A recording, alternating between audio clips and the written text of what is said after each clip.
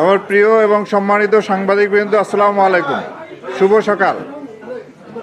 আজকের এই মতবিনিময় সভায় র্যাব ফোর্সেসের অতিরিক্ত মহাপরিচালক অপারেশনস, পরিচালক লিগ্যাল অ্যান্ড মিডিয়া উইং এবং বিভিন্ন প্রিন্ট ইলেকট্রনিক্স মিডিয়ার সাংবাদিকবৃন্দ, আপনাদেরকে জানাচ্ছি আমার আন্তরিক শুভেচ্ছা।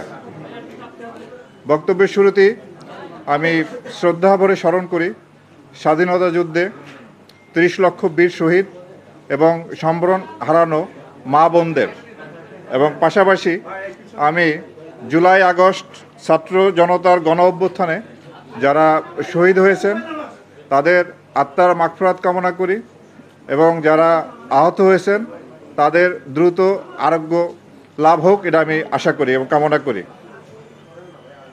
আমি অতিরিক্ত IGP grade 1 AKM Shahidur Rahman. আপনারা জানেন যে গত 8ই আগস্ট আমি র্যাবের ডিজির দায়িত্বভার গ্রহণ করি। আমি BCS 12তম ব্যাচের সদস্য এবং আমি 1991 সনের 20শে জানুয়ারিতে পুলিশ বিভাগে যোগদান করি এবং অদ্যাবধি প্রায় 33 বছর অধিক সময় ধরে আমি এই বিভাগে কর্মরত আছি এবং গত 8ই আগস্ট র্যাবের মহাপরিচালক হিসাবে আমি দায়িত্বভার গ্রহণ করি। প্রিয় সাংবাদিকবৃন্দ, আপনারা জানেন যে গত 5ই আগস্ট সরকার পতনের পরে যখন বাংলাদেশে পুলিশ বিভাগের বিভিন্ন র্যাঙ্কের সদস্য, পুলিশ হেডকোয়ার্টার্স, ডিএমপি, এই সদস্যরা তখন কর্মস্থলে ছিলেন না। তখন ওই সময় ঠিক কোনো সরকারও ছিল না। 6ই আগস্ট যখন আমি জানতে পারি যে পুলিশ লাইন রাজারবাগে সেখানে আমাদের পুলিশ সদস্যরা তারা এক ধরনের বিদ্রোহের মনোভাব পোষণ করে সেখানে অবস্থান করতেছিলেন এবং এই ঢাকাসহ দেশের বিভিন্ন জায়গায় আমাদের যে আক্রান্ত থানা ফাঁড়িতে অনেক পুলিশ সদস্যদের লাশ পড়েছিল। তখন পুলিশ বাহিনীকে নেতৃত্ব দেওয়ার মতো কোনো অবস্থা ছিল না। সেই সময় আমি এবং আমার কিছু সহকর্মী, চাকরিতে ছিলেন সহকর্মী, এবং আমাদের অবসরপ্রাপ্ত কতিপয় কর্মকর্তা আমরা 6ই আগস্ট পুলিশ অফিসার্স মেসে সমবেত হই এবং এই সময় কী করণীয় সেই ব্যাপারে আমরা খুব দ্রুত সিদ্ধান্ত নিই। আমরা জানি যে দেশের আইন শৃঙ্খলা পরিস্থিতি তখন খুব খারাপ অবস্থায় ছিল, কোনো পুলিশ কাজে ছিল না। সে অবস্থায় দ্রুত কিভাবে এই পরিস্থিতি নিয়ন্ত্রণে আনা যায় সেই জন্য আমরা সেখানে সলা পরামর্শ করি এবং দ্রুত এই পরিস্থিতি স্বাভাবিক করার জন্য আমরা সিদ্ধান্ত গ্রহণ করি। তো আমাদের প্রথমেই দায়িত্ব ছিল পুলিশকে একটা স্বাভাবিক পর্যায়ে নিয়ে আসা। সে প্রেক্ষিতে আমরা কতিপয় সদস্য রাজারবাগ পুলিশ লাইনে যাই। আপনারা জানেন যে সেখানে সশস্ত্র অবস্থায় আমাদের 400-500 পুলিশ সদস্য তারা কর্মবিরতি পালন বা এক ধরনের বিদ্রোহের মনোভাব পোষণ করে আসছিল। তাদের ক্ষোভ ছিল তাদের নেতৃত্বের উপরে, যে নেতৃত্ব তাদেরকে পরিচালিত করে ছাত্র জনতার সম্মুখীন করেছিল এবং সেই আইন শৃঙ্খলা রক্ষাকারী বাহিনী হাতে সহস্রাধিক ছাত্র নিহত হয়। তো এই ক্ষোভ যে এই সময় তাদের নেতৃত্বের কেউ ছিল না সেখানে। তো ওই পরিস্থিতি দ্রুত সামাল দেওয়ার জন্য আমি আমার কিছু সহকর্মী নিয়ে রাজারবাগ পুলিশ লাইন্সে যাই এবং তাদের কাছে গিয়ে তাদেরকে বিদ্রোহী মনোভাব থেকে নিবৃত্ত করে স্বাভাবিক কাজকর্মে ফিরিয়ে আনার জন্য আমি উদ্যোগ গ্রহণ করি এবং জানে যে সে কাজটি অত্যন্ত ঝুঁকিপূর্ণ কাজ ছিল। তারপরও সেই ঝুঁকি নিয়েও দেশের বৃহত্তর স্বার্থে এবং পুলিশ বাহিনীর স্বার্থে সে দায়িত্ব তখন আমরা পালন করি এবং এরপরে আমাদের পুলিশ সদস্যদের বেশ কিছু মৃতদেহ বিভিন্ন থানায় পড়েছিল। তা আমরা কয়েকটি গ্রুপে বিভক্ত হয়ে সেখানে আমাদের টিম পাঠাই এবং সেই মৃতদেহগুলিকে আমরা রাজারবাগ পুলিশ স্টেশনে নিয়ে আসা এবং সেগুলির আপনার পোস্টমর্টেম করা এবং তারপরে সৎকারের প্রয়োজনীয় ব্যবস্থা গ্রহণ করে তাদের আত্মীয় স্বজনের কাছে হস্তান্তরের জন্য আমরা উদ্যোগ গ্রহণ করি। এরপরে আইন শৃঙ্খলা পরিস্থিতি স্বাভাবিক রাখার জন্য আমরা কাজ করে যাচ্ছি এবং আপনারা জানেন যে 8ই আগস্ট ইন্সপেক্টর জেনারেল এবং ডিএমপির পুলিশ কমিশনার এবং আমার পদায়ন হয় এবং 8 তারিখ আমি ডিজি র্যাবের দায়িত্বভার গ্রহণ করি। তো সেই প্রেক্ষিতে সেই থেকেই আমরা আইন শৃঙ্খলা পরিস্থিতি স্বাভাবিক রাখার জন্য কাজ করে আসতেছি। আপনারা জানেন যে আইন শৃঙ্খলা পরিস্থিতি একটা চ্যালেঞ্জের মধ্যে আমরা ছিলাম। বাংলাদেশ পুলিশের সদস্যদের তাদের যে নিয়মিত কর্মে নিয়োজিত হওয়ার ক্ষেত্রে বেশ কিছুদিন সময় লেগেছে। তো ওই সময় আইন শৃঙ্খলা পরিস্থিতি খারাপ ছিল বিভিন্ন জায়গায় ডাকাতি ছিনতাই সংগঠিত হয়েছে। বাট আমি জনগণকে ধন্যবাদ জানাবো, ওই সময় তারা নিজেরাই দায়িত্ব পালন করে এই অপরাধ দমনের জন্য, এবং তারা এলাকায় পাহারা দিয়ে পরিস্থিতি নিয়ন্ত্রণে আনার জন্য চেষ্টা করেছিলেন। তো যাই হোক, তারপর আপনার সরকার দ্রুত পদক্ষেপ গ্রহণ করার ফলে আইন শৃঙ্খলা বাহিনী খুব দ্রুতই কর্মে ফিরে আসে। তো আমাদের জন্য তখন বেশ কিছু চ্যালেঞ্জ ছিল। প্রথমেই ছিল আনসার বিদ্রোহ, এরপরে বিভিন্ন দাবি দাওয়া নিয়ে বিভিন্ন গ্রুপ রাস্তাঘাট অবরোধ করে তাদের দাবি দেওয়া জানাতে থাকে। সেই পরিস্থিতি মোকাবেলা করাও আমাদের জন্য একটা চ্যালেঞ্জের বিষয় ছিল। এছাড়া যে গার্মেন্টস ক্ষেত্রেও বিশেষ করে সাভার, আশুলিয়া, গাজীপুর এই এলাকায় অনেক সমস্যা ছিল, যে সমস্যা এখনও বিরাজমান আছে। এবং এরপরে আপনার পল্লী বিদ্যুতে একটা সমস্যা দেখা দিয়েছিল, সেখানেও একটা বিদ্রোহের ভাব ছিল কতিপয় কর্মকর্তা। তো আমরা দ্রুতই সেখানে আইনগত ব্যবস্থা গ্রহণ করে পরিস্থিতি আমরা স্বাভাবিক পর্যায়ে নিয়ে আসি। তো আইন শৃঙ্খলা পরিস্থিতি আপনার মোটামুটি সেই গত 4 মাসে আমরা পরিস্থিতি ভালো রাখার জন্য চেষ্টা করে আসছি। কিছুটা উন্নতি হয়েছে, তবে আমি মনে করি এখনও প্রত্যাশিত লেভেলে যায়নি। জনগণ যারা আশা করেন, যে পর্যায়ে আইন শৃঙ্খলা তারা চান, সেই পর্যায়ে আমরা এখনও পৌঁছতে পারি নাই। তবে আমরা আপ্রাণ চেষ্টা করে যাচ্ছি যাতে আইন শৃঙ্খলা পরিস্থিতি স্বাভাবিক অবস্থায় রাখা যায়। প্রিয় সাংবাদিকবৃন্দ, আপনারা জানেন যে র্যাব প্রতিষ্ঠা থেকেই র্যাব আইন শৃঙ্খলা উন্নয়নে এবং অবৈধ অস্ত্র উদ্ধার, মাদক উদ্ধার, শীর্ষ সন্ত্রাসী গ্রেপ্তার এই ধরনের কার্যক্রমে আমরা নিয়োজিত ছিলাম, এবং এই পর্যন্ত আমরা বেশ আমাদের এই কাজে সাফল্য আছে।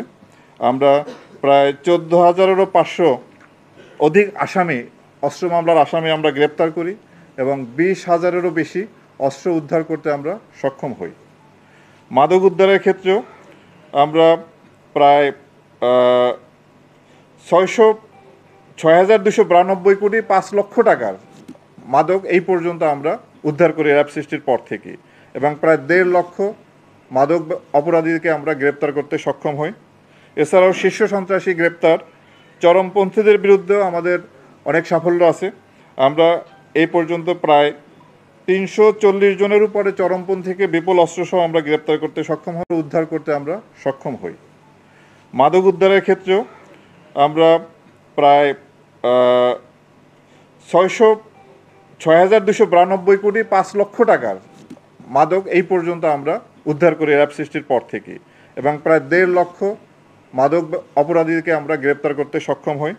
এছাড়াও শীর্ষ সন্ত্রাসী গ্রেপ্তার, চরমপন্থীদের বিরুদ্ধেও আমাদের অনেক সাফল্য আছে। আমরা এই পর্যন্ত প্রায় 340 জনের উপরে চরমপন্থীকে বিপুল অস্ত্রসহ আমরা গ্রেপ্তার করতে সক্ষম হই। আমরা সুন্দরবনে যে জলদস্যুদের একটা প্রভাব ছিল, জলদস্যু দ্বারা ওই এলাকা আক্রান্ত ছিল, সেই জলদস্যুদেরকে বিরুদ্ধে অভিযান পরিচালনা এবং পরবর্তীতে তাদেরকে আমরা আত্মসমর্পণের উদ্যোগ নেই, এবং তার আত্মসমর্পণ করার ফলে ওই এলাকার অপরাধ কিছুটা নিয়ন্ত্রণে আসে। আমরা মোবাইল কোর্ট পরিচালনা করে আসছি। সামাজিক নিরাপত্তা নিশ্চিত করার জন্য আমরা বিভিন্ন সময় এই কাজগুলো আমরা এখনও চলমান আছে। আমাদের বিভিন্ন ধরনের আইন শৃঙ্খলা উন্নয়নের পাশাপাশি এবং আইন শৃঙ্খলাটা যাতে সাস্টেনেবল থাকে সেই জন্য সেই কাজগুলো আমাদের নিয়মিতভাবে আমরা করে আসছি। এবং এই পর্যন্ত আপনারা জানেন যে র্যাব সৃষ্টির পর থেকে এই পর্যন্ত 35 জন র্যাব সদস্য তাদের দায়িত্ব পালনের ক্ষেত্রে গিয়ে নিহত হয়।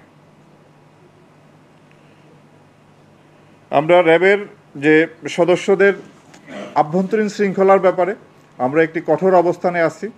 আমরা র্যাবের যে সমস্ত সদস্য তারা আইন হাতে তুলে নেওয়া কিংবা তারা যদি অপরাধ কর্মে জড়িত হয়, আমরা তাৎক্ষণিকভাবে তাদের বিরুদ্ধে আমরা কঠোর ব্যবস্থা নেই।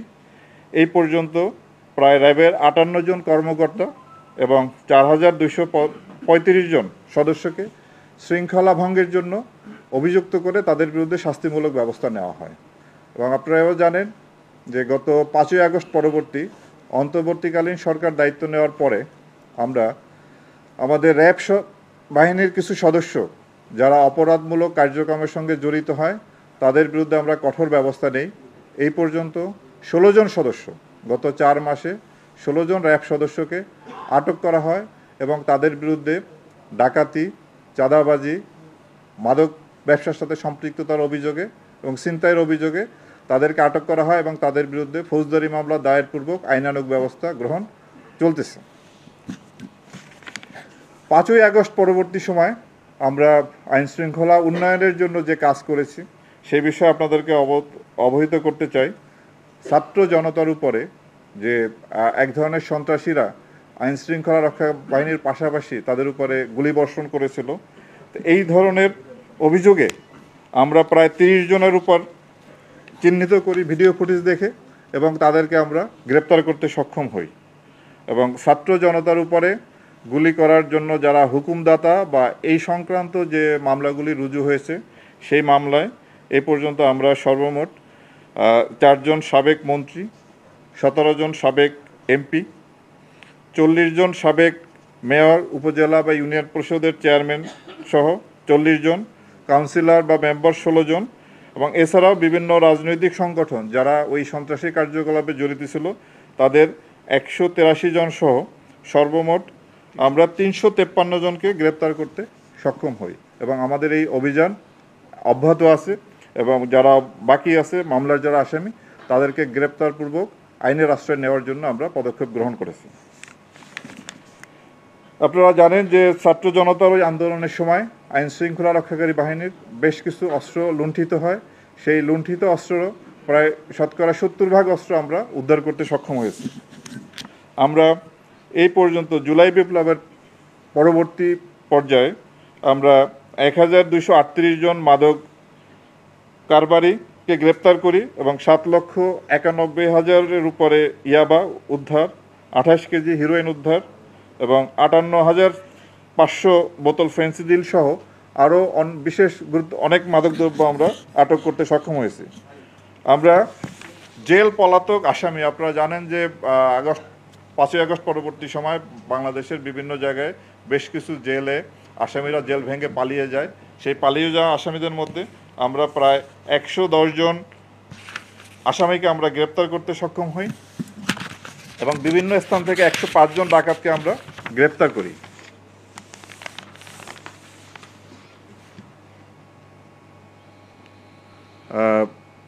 এছাড়াও আমাদের মানবিক কাজের মধ্যে আপনারা জানেন যে গত মাস 2 আগে যখন বাংলাদেশের কুমিল্লা, ফেনী সহ এই অঞ্চলে বন্যা তলিয়ে যায় তখন আমরা বন্যা দুর্গতকে হেলিকপ্টার দিয়ে তাদেরকে উদ্ধার করি এবং আমরা হেলিকপ্টারের মাধ্যমে সেখানে ত্রাণ তৎপরতা পরিচালনা করি। প্রায় 16 টনের উপরে ত্রাণ আমরা সেখানে বিতরণ করি। তো আমরা এই সমস্ত বিষয় অর্থাৎ আইন শৃঙ্খলা পরিস্থিতি স্বাভাবিক রাখার জন্য র্যাব শুরু থেকেই কাজ করে আসছে, এখনও আমাদের এই কাজ চলমান আছে। তো আমি আপনাদেরকে আশ্বস্ত করতে চাই র্যাব তার দায়িত্ব আন্তরিকতার সাথে নিষ্ঠার সাথে পালন করবে। তো আমরা জানি যে র্যাবের বিরুদ্ধে বেশ কিছু অভিযোগ আছে, গুম, খুন, তারপরে আপনার অপহরণ, এই ধরনের বেশ কিছু অভিযোগ আমাদের প্রতি আছে। তা আমি আপনাদের মাধ্যমে দেশবাসীকে জানাতে চাই যে র্যাব সৃষ্টির পর আজ পর্যন্ত যে সমস্ত জনগণের যারা র্যাব দ্বারা নির্যাতিত বা অত্যাচারিত হয়েছেন তাদের কাছে এবং যারা হত্যাকাণ্ডের শিকার হয়েছেন যেমন নারায়ণগঞ্জের 7 খুন সহ যারা র্যাব কর্তৃক হত্যাকাণ্ডের শিকার হয়েছেন তাদের পরিবারের কাছে আমরা দুঃখ প্রকাশ করি এবং ক্ষমা প্রার্থনা করি এবং পাশাপাশি এই সমস্ত ঘটনার সুষ্ঠু তদন্তের মাধ্যমে এর বিচার যাতে হয় সেটা আমরা প্রত্যাশা করি।